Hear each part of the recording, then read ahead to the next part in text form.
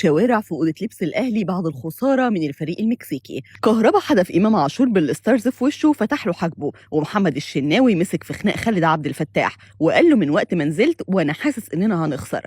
وقفشه شاف إمام عاشور سايح في دمه، فضل يقول له والله تستاهل، عمال تشوط طول الماتش وتصطاد في عصافير لحد ما خسرنا. أما بقى سوليه وربيعة نزلوا شتيمة وضرب في كهربا.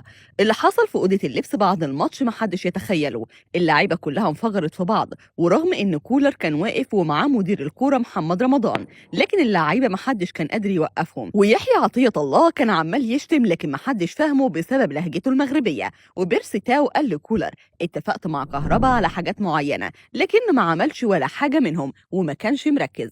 الخساره في الماتشات الكبيره دايما بتعمل مشاكل، وده الفخ اللي وقع فيه الاهلي. هجوم الجماهير عليهم بعد الخساره بضربات الترجيح خلتهم يمسكوا في بعض اول ما دخلوا اوضه تغيير الملابس.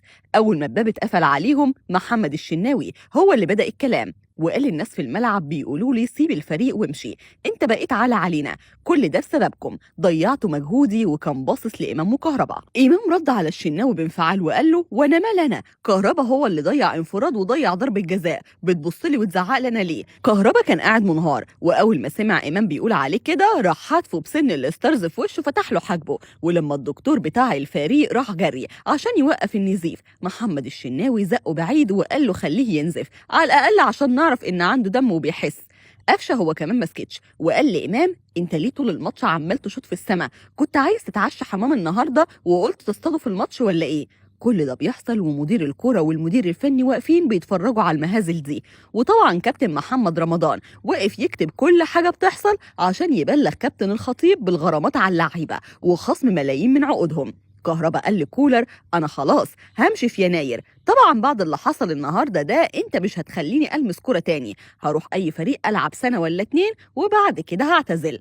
كل اللعيبه اللي موجودين قالوا في صوت واحد يبقى احسن برضه يا كهربا. اما الشناوي خرج من الاوضه واتصل بمحمود الخطيب وقال له اللي حصل النهارده ده مهزله، لازم نجيب صفقات سوبر ونمشي نص الفريق الموجود ده، عندنا لاعيبه عالم ملهمش لازمه، لو دخلنا بطوله القارات باللاعيبه دي هنخرج بفضيحه. الخطيب قال للشناوي انا عايزك تهدى دلوقتي وهنتكلم في الحاجات دي لما ترجعوا والكل يكون في حاله تركيز.